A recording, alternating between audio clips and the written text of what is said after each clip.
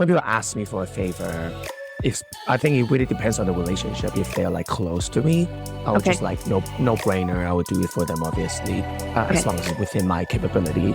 Definitely, it's very relationship based. I think I do favors or ask someone to do a favor for me. It's very result driven. So it definitely is not about the relationship. I'm not trying to establish a relationship, but I am, like, let's say if I'm cooking cookies with my son and I don't have any eggs, I will reach out to a neighbor and say, hey, could I borrow an egg, or at least use an egg? I'm asking them for the favor to be done for the task that I'm about. I like salad. Do you like salad?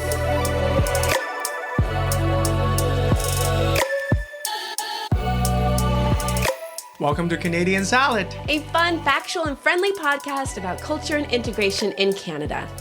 I'm one of your hosts. I'm Ho Shen Ho from China, currently living in Vancouver, unceded territory of Musqueam, Squamish, and Tsleil-Waututh nations. And I'm your other host, Andrea McCoy, an immigrant from the United States, broadcasting you from the unceded traditional territory of the Lekwungen people, the Songhees and Esquimalt First Nations. And you're listening to Canadian Salad. Welcome back, everyone.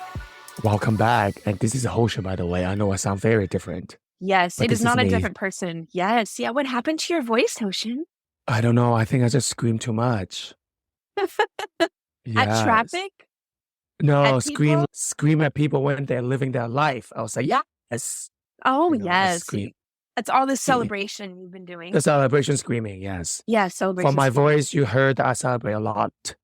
You do, yeah. I do want everyone around me to feel that they matter, that they should be celebrated. Yeah. And what it costs you paid, your voice, for today's I know. podcast. Yeah. Wow, such a sacrifice. sacrifice, isn't it? yes. Okay, Today- but we're not yeah. talking about that, obviously. No, We're we not usually talking never about talk screaming. about our banter. No, we never talk about our banter, unfortunately. Although that might be a fun experiment where we just hit record and we see what happens, what comes out of our nose. I but- know, that would be fun, actually. It would be Yeah, fun. we should do it one would be day. fun. We should do it one day. Yeah, we'll Yeah. call it the chaos of the two immigrants or something. Yeah, the chaos. I don't know. Yes.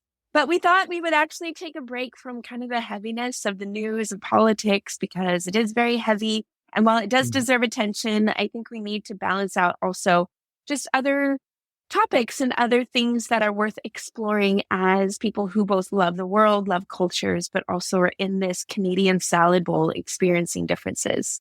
So Agree. today we're going to talk about the culture of favors. Favors. Favors. We And I don't mean love like party favors. favors, like the little bazookas and things. We're talking No. about gestures or acts of service that we do for one another. Yes. Yes. Things that we do for each other for many purposes. Yeah, we're going to do basically like a cultural tour around the world at how favors or acts of service are seen. Because I don't know if many of our listeners know, whether you're new or a seasoned OG listener, but Canada actually hosts over 450 cultures. And we can often misunderstand a person's act of kindness due to our own limited cultural mindset and how we perceive cultures. So this is going to help us see a deeper understanding of that and the ways in which people from different countries or cultures do favors for one another and how do we unpack reciprocity when we're working with different cultures. To start though, Ho Shen, I would love to hear from you in your raspy, beautiful, sexy voice, how you actually perceive the act of doing a favor for someone else and when you might do it and if you actually expect things in return. When people ask me for a favor, I think it really depends on the relationship. If they're like close to me, I would just like no brainer. I would do it for them, obviously, as long as it's within my capability. And the less close they are, it really less likely I'll do them a favor. Unless it's like an easy thing, then no. Oh, can you call someone for me or whatever? Like some easy things that I don't mind doing it. But definitely it's very relationship based. And in terms of whether it's reciprocal, it usually is not. For me, at least, I'll do it for you and then I forget about it. I never would expect anything. But if, let's say, a friend, like a close friend, constantly asks me for favors, and I'm always there for them. And then when I need something from them, and they said no, I might be pissed. Sure. Unless they're really incapable of doing it, then of course, understandably. But if I know you have the capacity for it, and I always was there for you, and you don't even want to return any favor, like that is not okay. But I don't think in general I expect it. Yes. That makes That's sense, though. That makes that's sense. definitely Yeah. not me. Yes. Yeah. What about you? How Not are you me. different? Yeah, I think I do favors or ask someone to do a favor for me. It's very result driven. So it Oh. definitely is not about the relationship. I'm not trying to establish a relationship, but I am like, let's say if I'm cooking cookies with my son and I don't have any eggs, I will reach out to a neighbor and say, hey, could I borrow an egg or at least use an egg? And then, of course, I'll give them the egg back. But I'm asking them for the favor to be done for the task that I'm about, which is baking cookies. Mhm, And mhm. so it is definitely favors come at a default when you are with Mhm. family and I think closer, intimate friends. But I will do it for strangers in like the grocery store. I often get people asking, specifically very short old ladies, can you reach that tea on the high shelf? And of course, I always do it or give someone the time. But then I move on and I don't stop and consider maybe the person or have a conversation. It is very much just very short, sweet, to the point. But I never really have relationships as the mindset of doing a favor for someone or having them do it for me. So that's interesting that we both have those differences, which Mhm, makes mhm. sense. East, West, high context Yes. culture, collective, individualistic. But Yes. I often like also that reminds me, like usually when I'm in like traveling or something, and then maybe another Chinese that doesn't speak English or something, and they ask me for help, which often happen. They think they see me younger, they assume I speak English. Maybe there's some older aunties ask me to help them translate something or get something because they don't speak English. And then usually when I say, oh yeah, no problem, I can help you. And then they will usually all ask my name, where I'm from, thank you. I try to banter and develop some sort of relationship, even though the favor is done. And then they yeah, still would want to develop some sort of relationship there before yeah. eventually we'll say goodbye, obviously. But yeah, we'll definitely have at least a 5-minute conversation to know each other. That is interesting. And I'm really glad for this conversation with you because, yeah, it does present a very different dynamic on favors. And so we're just going to, the outline for today was we're going to look at what is a favor essentially, how Mm-hmm. does our social contracts or our cultural upbringings inform and shape those favors. And then we'll look at high context and low context cultures. And then just what can we take away from this topic? There's a really great article that we're going to use to define favor. And we'll include the link into our show notes. But the article is called Favours, believe it or not. And they define, I know, right? They define, quote, favors as acts of generosity and benefaction arising from positive sentiments, which are usually bound by the social or cultural contracts. They elicit sympathy, they build rapport, relationship, and are often nuanced in the outcome. So ideally, like it's if you think of a favor, you never think of someone negative or something negative. It's Yeah. not, could you please deflate the tires of my car? That'd be great. Or could you please throw an egg at my window? That'd be awesome. Right? It's never negative, but it's always this positive, an act of generosity or a benefactor. Like you're trying to, from the positive outpouring of what you want, maybe in the end, whether that's relationship, an established identity. We'll unpack that a little bit. But favors actually helped us survive as a species. So it was something that we knew we had to rely on other people in order to achieve. Maybe it might be hunting. Maybe it might be gathering or understanding a new forest that we've come at. So there's an article that came out of Business Magazine, and they actually were highlighting this scientific report that came out of 2023. And they were talking about favors being a type of cooperation to work with another human being in order to make us connected and to have us survive. They said, quote, our cultural norms favor reciprocal favor doing, presumably because the ability to get along conferred at an evolutionary advantage. Cooperating helped us survive. Saying no to others put us at risk as a species. Yes. End quote. So yes, that type of saying yes is absolutely essential, and doing something for other people is really important. There was this really cool study, though, that was conducted just before 2023. The study was published in 2023. It was out of Scientific Reports, but it actually documented video analysis of over 350 people from 8 different languages and cultures. And what it did is it observed all of these people and cultures in 1,000 different activities or favored-centered actions. So it really wants to look at the ways in which people interacted with each other, doing certain favors or gestures for the other people. And so just to give you a perspective of the 8 different languages and cultures, we're looking at Northern Australia, the Morin-Pasa, Eastern Ghana, the Siwu, Northern Ecuador, the Chapala, Lao or people from Laos, Italian people, English people from the UK, United States, Polish, and Russian people. And they found, which is very interesting because you've got 8 different Eastern, Western, you've got a whole conglomerate of countries, but they did find just some very key elements out of observing how people culturally interact and how they respond to favors. So one of them was the frequency asking for a favor. So requests for immediate help in this study occurred frequently in daily interactions, averaging once every 2.3 minutes. So that was something that they found across the board. The other thing was that they looked at the responses to the favor, and they found that people are far more likely to comply with requests for immediate help than to ignore or decline them, which was a pattern consistent amongst all the cultures. However, some cultures like the Morin-Pasa speakers in Australia, they show greater tolerance for ignoring requests. Or just saying no. Or just saying no. Exactly. And then they broke it down compliance versus rejection. So people who said yes, people who said no. And they found that while refusals were usually verbalized, compliance was often always nonverbal. So the no's were always like, no, I can't. But the yeses were always done by action. It wasn't by actually verbal. So except for, which this makes sense, in Western cultures. So English speakers, people would always either say yes before they agreed to the favor.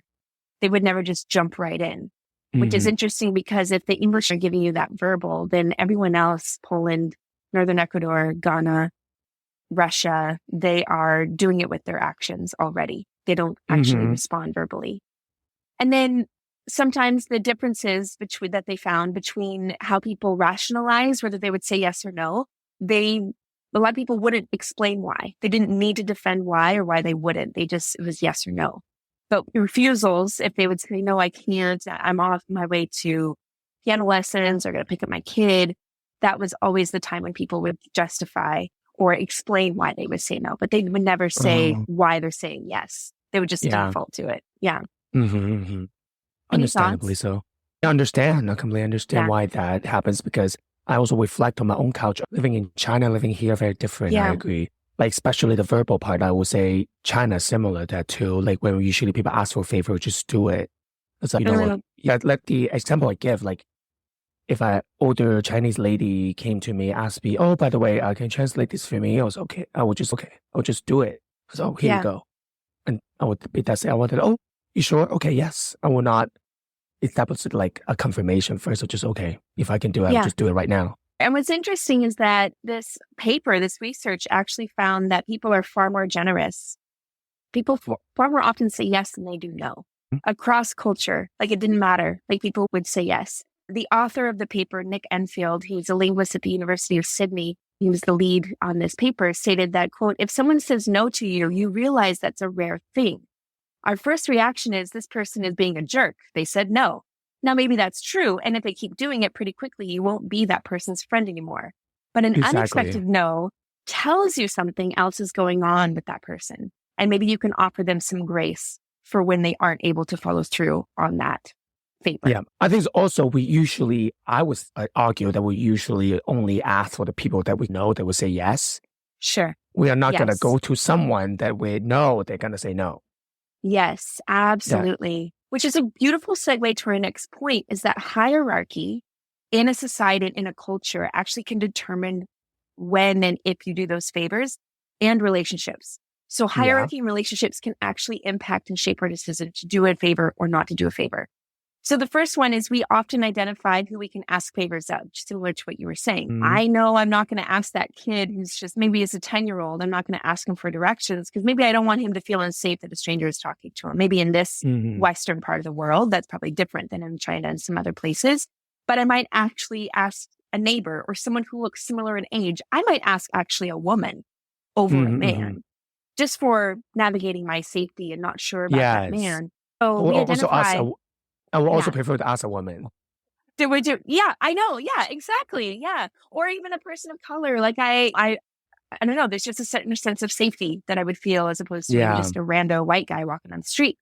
And then cultural hierarchy is actually a large component which drives our response or actions to do favors. For example, let's say your boss said, "Hey, can you do me a favor? Can you grab me a coffee on your way in to work?"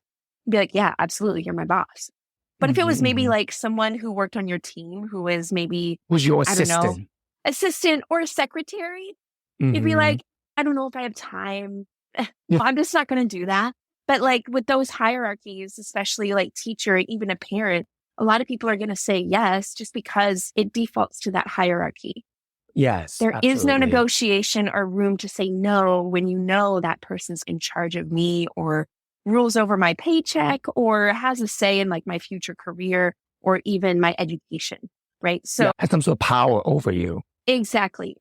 So that definitely impacts favors, which I think is very key when we look at even when we break down high context and low context. What's interesting that came out of this research was, though, natural disasters. Natural disasters are like the one thing in our species historically and even today where people are on board to do anything for anyone. So if there's a hurricane, if there's an earthquake, if there's a tornado, if there's something that happens to the collective, predominantly people will just step up and they'll do whatever it takes to help someone out. We often cooperate with favor when we know there's like this huge catastrophic event. What's interesting, though, is that there are some studies that came out of the pandemic looking at how different cultures respond to these natural disasters, which was the pandemic was a big one. And we can even put, I think, global warming into this too, because that is a natural disaster that is happening to us each and every day, whether some of us feel it or not. But sometimes our cooperation is easier when the favor is easy. And so there was a study done out of the International Journal of Disaster Risk Reduction in 2022, found that the lack of mutual support and favors in a natural disaster was less by predominantly white people to others during the pandemic. That it tapered off around month 3 or 4, where predominantly white people were like, this isn't an us problem, this is them. And it was usually against people who were poorer or people of color. Yeah. So racialized people. And that's more of the Western mindset. There might be this internalized kind of othering within other cultures. I'm not going to dismiss that's there, but we are talking about the human condition where, at least in this side of the planet, people, those favors, that lack drops off. It's not until everyone is restored and 100% happy and healthy and safe. It is, I've done my good deed. So why do I need to keep doing it? And again, we'll include the link. It's a very interesting study. It sounds very interesting, yeah. Yeah. And which makes sense if we're going to look at even high context and low context, which we're going to talk to you about now. But the Western world is very low context. And for those of you who may not know, that means that there's a lot of information given to you. So you don't need a lot of context in order to understand the world around you.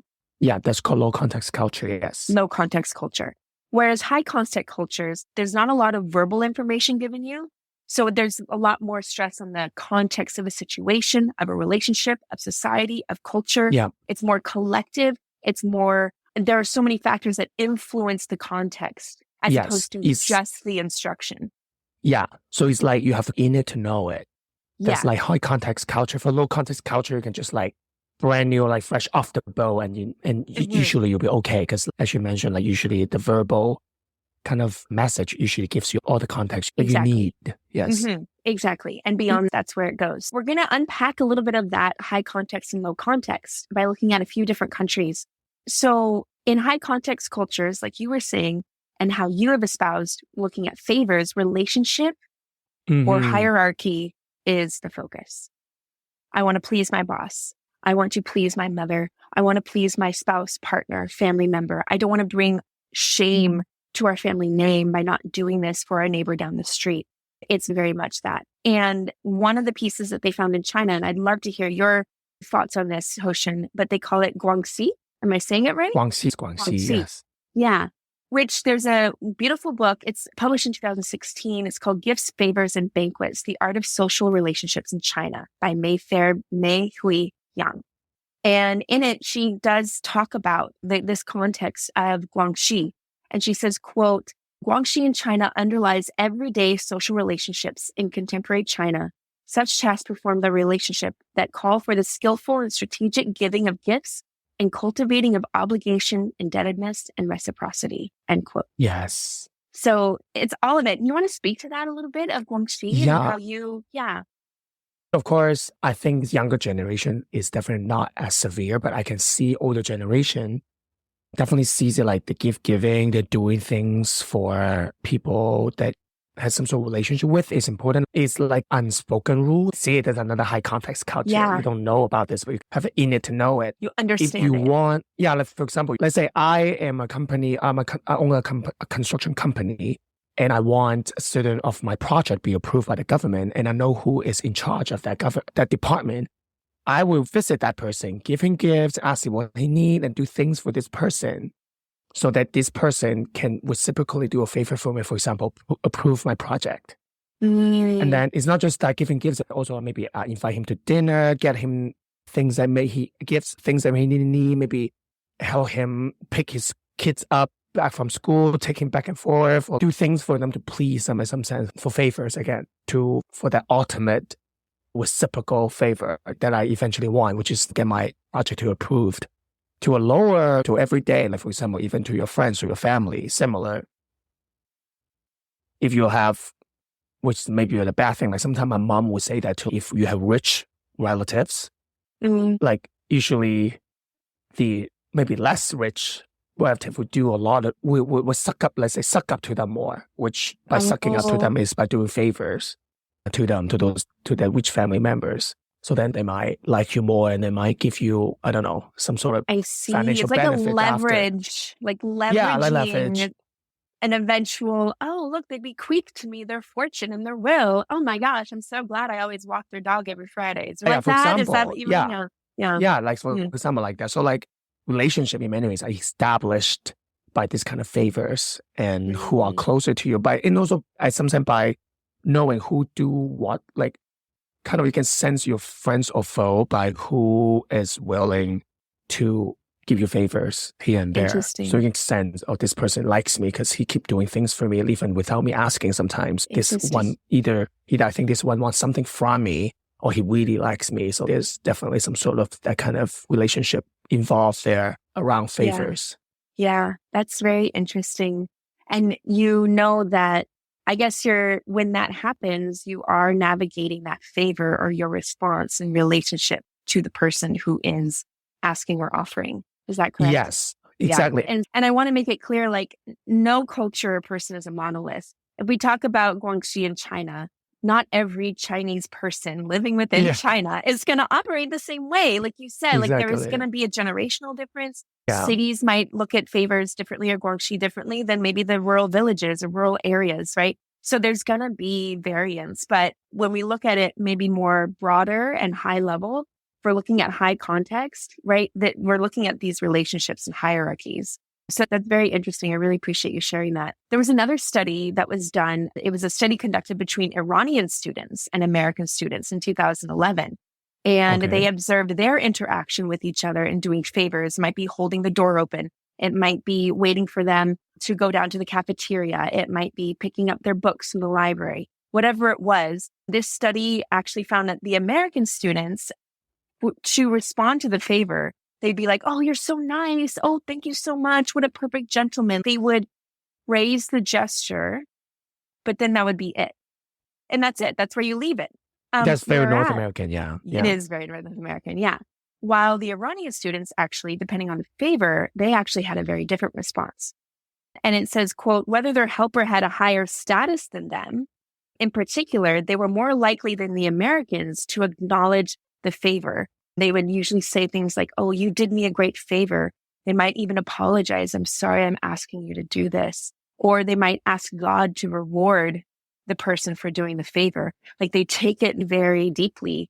And there's almost this sense of, I'm asking a lot of you, but God bless you for opening that door. May God reward you for picking up my books. So it's a much deeper than just like a flippant, oh, yeah, thank you so much. Have a good day.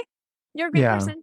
But again, it's that very verbal thing versus the higher context. This means more to us than just that surface level. In Italy, there's also this idea that favors actually represent more than the relationship, but they actually establish who you are as a person. So the ways in which you do favors for other people within your community, within your family, with a stranger, that actually says a lot about who you are as a person and your reputation as it's known within your spheres of influence. So to bring it back to the Western context, which is, and I, again, would love to hear, Hoshin, your experience coming from China and navigating these lower contexts, because there's so much compromise on your end and trying to make it work. But in low context cultures, again, we're focused on the actual task instead of the relationship behind it. So alluding to how I view favors, it was very much, I just need the egg to make the cookies. I just need someone to take my son and I to school so that he gets there because we don't have a car. But I'm not going out to tea with that person later. I'm not calling them up on the phone and saying, how you doing? You want to get together? There's no relationship established within the favor. And this is, I think, synonymous with the United States and Canada. I say so. Yeah. And then they're always directly communicated within the lower context because we rely heavily on information exchange in order to know what to do. It's always directly communicated. Yes, no, this is the reason why. I would say that I think there is a bigger checks and balances, I think, in my own lens, in the Western lens, when it comes to favors. This idea that I've done this for you, what are you going to do for me? Holding it over someone's head as a threat, as opposed to looking at the relationship. It's one of those. So, for example, there was a gal who lived in the same house with us. She was East Asian. I believe she was either from Pakistan or India. I cannot remember. Forgive me. But she always did things for our family all the time. Okay. And she was giving us gifts. She was saying, hey, I can go pick up some eggs for you if you're out of eggs. She would always be doing these favors for us. And it got to the point where I became so uncomfortable because I saw in my mind, I felt the reciprocity, the balances were so uneven because I hadn't done anything for her. And anytime I tried, she would refuse. She would downplay it. So there was just this anxiety that grew in me because she had done so many favors. And when I tried to reciprocate because I felt guilty that I hadn't done anything, she rejected it. So I didn't know how to navigate the favor anymore because it just felt so uncomfortable for you. Uncomfortable for me. Yeah. Even though culturally she was trying to establish a relationship and I didn't see that. I just saw she's doing all this stuff. Because she wants something from you, And I feel like within the Western, favors are very conditional. Yeah. And this is, I think, how even Canada was established and how a lot of our governments work. It's what's in it for us. Yes, we're not about the relationship. We're in so much about like our own benefit and maybe the task that it helps us get done. But beyond that, not really. I can see that though. Like in my relationship too with Westerners or white people, I feel like the conversation, like usually within couples, within my relationship with them, it's really common to talk about how much I've done, I contributed to the relationship, or the idea of, is it equal, it's not equal kind of thing. And I often feel like that is not a conversation I usually would have with, let's say, my Asian partners that I had before, because I feel like for us, like for Asians, like for example, when we're in a relationship, it is expected that your partner should do things for you, that you should contribute to the relationship. And if my partner needs me, I will be there for them anytime, in any capacity that I can. We never consider, this is how much I'm putting into the relationship, so you should like also put as much, if not more. Right. But I feel like that's usually a conversation if I date a white person.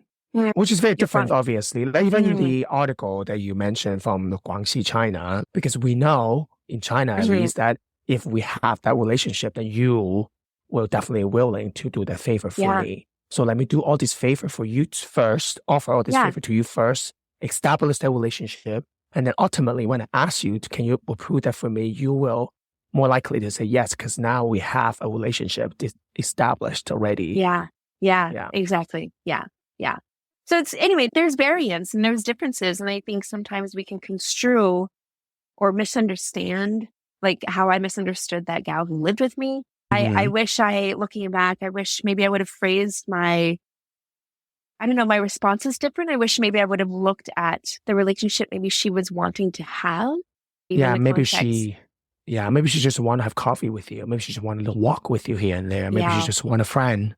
Yeah. And I had just had Lincoln at that time. So I was all over the place emotionally. So how to communicate that too. So anyway, I think just to close, I think what can we take away? I think we alluded to this a little bit before, but reciprocity or the return of those favors is a universal gesture. It's a universal expectation that maybe someone will maybe want to be my friend, or maybe they'll do the same gesture for me. I think what's key to remember though, is how things are reciprocated is going to be different from context to context, right? So where you might have more of a relationship driven response to a favor, I might have a more task given response. Yeah. Result based response. Oh, they got eggs for me. Next time I go to the store, I should just message them and say, hey, I'm at the store. Do you need eggs now? Like that's the ways in which we measure reciprocity. It can be very different, but we all fundamentally as humans expect it. Again, if we tie it to our survival and the ways in which we understood community and each other. And the other thing I would say, and Hoshi, if you have anything else to add, but I would say is just leaning into our curiosity when people do favors for us. And if there's maybe for those of us in the Western culture lens, born and raised, I think it's easy to think, oh, what's the checks and balances? I think instead of looking at it that way, maybe because you listen to this amazing podcast about favors, maybe you think, maybe they want a relationship. Maybe they value me differently and they see me as someone that they want to get to know as opposed to just a task that they want to do for me. I think if we're willing to lean into curiosity, it helps us be more gracious with one another. And helps us understand ourselves too, because we don't know who we are or how we perceive favors until we're in the moment with someone else. Until I'm with you at school. Like I remember you would make me meals sometimes and I just be like, oh my gosh. But it came to the point where I didn't feel this anxiety when you did it because I knew you did it because of our relationship, because you loved me, because you were caring for me.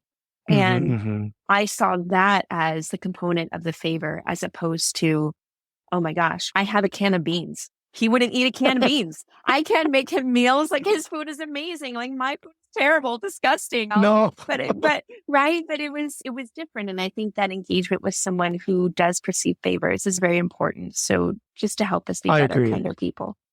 I do want to add though, you can engage a lot of questions, see how it is. And by their body language too. Oh no, it's okay. It's okay. No big deal. And then they walk away. Then they probably just be nice and kind. But if they also engage in a conversation with you, oh, no problem. I would love to give you a number. Or what's your name? If they can also reciprocate, engage in conversation, maybe they want to also be in have some sort of banter, maybe develop some sort of relationship, no matter how superficial a relationship or how deep of a relationship, but still it's some sort of relationship that you can get into. I always think about those aunties that I helped. None of them asked my number, but all of them engage in conversation with me, just want to see how I am, what I'm doing, and they would give me a compliment or two, and then for that brief 5 minutes, at least, we developed some sort of relationship. They were just, first of all, visiting Canada. And yet in the 5 minutes, they found someone, for them at least, I like to think that they found someone that speaks the same language in a foreign country. And I love to think that my favor to them make them feel some sort of warm, some sort of embraced and welcomed. And that can be the extent of the relationship too. That inclusion, Yeah, that inclusion. So that can be the relationship as well. Engage in curiosity and be more observative. See what can come out of it. To your point, I think it is good to just be in the moment and to understand that you are providing some kind of relationship and reciprocating in a way that may not be what you're used to. Maybe in those first 5 minutes, it's just getting to know someone and having a conversation. Or within those first 5 minutes, you see them walk away real briefly and you're like, oh, I'm glad I did a good deed today. I'm not going to they didn't expect anything from me, so I'm not going to expect that because they walked away, Exactly. like all of a sudden, oh my gosh, it's so rude. Exactly. Maybe they just want to do that one good deed and Yeah. say goodbye. Like they don't want anything Exactly. else, anything more. Exactly. And that is okay. Yeah. Yeah. And hopefully people learn too that more people say yes than they do say no. That's I agree. overwhelmingly the default. And so if someone says no, they're not just being a jerk. Just remember how rare that does happen and lean into the differences. So anyway, that's our Yes. episode about culture of Yes. favors. Thank you, Andrea, for giving us that lecture. You're welcome. Oh, lecture. So, lecture in the sense it's very educational, informational. Oh, good. Yes. Not like preachy. You're not preaching. No. anything. Oh, good. I never want to be the preachy evangelist No. with this stuff, but it's a good No, conversation you to never. have. So thank you. Now it's time for our Canadian salad pop quiz, where if you're new to us, please welcome. Thank you so much. Follow, subscribe, write a review. But we are going to, I know I got to plug it in everywhere there, but we are going to quiz each other on something related to the topic in the Canadian context. So this topic is about favors. So Hoshin, do you have a question for me, a quiz question that? Yeah, but you go first because I always go first. You can go first. You sure? Okay. Yeah. Okay. This question, to be honest, I tried to find stats or data on most common favors in Canada. So I came close. And so we're going to look at greetings. So the question to you is, Hoshin, what is the most common greeting between strangers in the Canadian context? Like saying hello or hug, kind of handshake. Yeah. What would be, in your opinion, or according to this document called Cultural Atlas, Canadian Culture, what is the most common greeting for Canadians with each other? I think it's a hug. A hug? Okay. Is that your final answer? I think that's my final answer, yeah. That's your final answer. Okay. It's actually a handshake. Yes. You got to think rural. You got to think like older, maybe Eurocentric straight people. Yeah, straight. Yeah. So handshakes, shaking with a firm hand and eye contact reflects confidence. And Canadians might laugh lightly over handshakes to diffuse the formality. So they want to not make it so formal, but I remember even coming to Canada and seeing police officers laughing with the person they just pulled over on the side of the road. I'm like, what country is this? They're laughing with that person? There's a lot of privilege packed into that scenario that I'm just describing, admittedly. But yes, but a handshake. That is my quiz question. Interesting. I'm a hugger. I always say, oh my God, okay, let's get a hug. Oh, yeah. Definitely a hugger for me. Okay. That's okay. My question, nuance. My question is, nuance. Yes. My question is, because I'm out of a job, doing job search, so this question got popped into my head. Talking about favors, I'm thinking about, because sometimes when I get into a new job or a field, I want to see what is the salary expectation should be. Yes. But then I realize people here does not like to disclose their salary. I think that's a simple little favor that if people ask me, I always give them the breakdown. So that's my question, how I get them. I have found this article from New York Post, and it includes a study, but it's in North America though, so Canada is included. Okay. It's a survey by Robert Hall in 2023, study Gen Z and millennial of their openness of discussing salaries. So the question is, what is the percentage, it can be a rough estimate obviously, of Gen Zs that are open to discuss their salary? Oh. Gen Z. Oh gosh. We are millennial. I think you're a millennial too, right? I'm on the cusp. Yeah, 81. Yeah. I can give you the number of millennials, so you can guess that Gen Z is younger, obviously. Yes. Millennials, about 59% millennials said they open to discuss their salaries. Okay. So 60% for Gen almost. Z, I would say 80%. I would say younger people they don't want to shoot the shit. They want to know exactly what they're getting into. That's my guess. 80%. Final answer? 80%. Final answer. 80%. You're very close at 86%, so I will give that to you. Yeah. Yes, that makes sense. Yeah. And then, but only 40% of Gen X, which is older than us, willing to discuss. Yeah, it was considered impolite. It's really personal information, kind of like faith politics. You just don't talk about it. But I feel like younger generations are like, nuh-uh. on the table. Let's get into it. Let's get into it. Exactly. Lessons learned, though, I think Gen Z learns from. I you know, agree. us It's and important. others. It's important. Yeah, it's not Yeah. healthy. Yeah, so very Yeah. interesting. Yeah, there's not a lot of research on favors as far as like how do you measure that. At least some quick snapshots. But I like these quiz questions because Me they too, do me apply too. to that social contract and kind of the expectations. So Exactly. How generations change. yes. So thank you for joining us, everyone. It's a Thank lovely you. Tuesday. Yes. And now April. And we're just so excited you could be here. Again, follow us on Instagram, TikTok, and Blue Sky. Leave us a comment on our podcast. It helps us get the word out there for this beautiful cultural education piece in your pocket, not only for your racist uncle, but for the newcomer, the immigrant who is just struggling, maybe silently, and helps them know that there are people in their corner advocating and talking about issues that are really important to them. So yes, so join us next Tuesday for a new episode, and we look forward to talking to you again soon. Talk to you soon. Bye. Okay, bye. Canadian Salad is written and produced in British Columbia, Canada by Hoshin Ho and Andrea McCoy. Theme music is by Naver Avityan from Pixabay.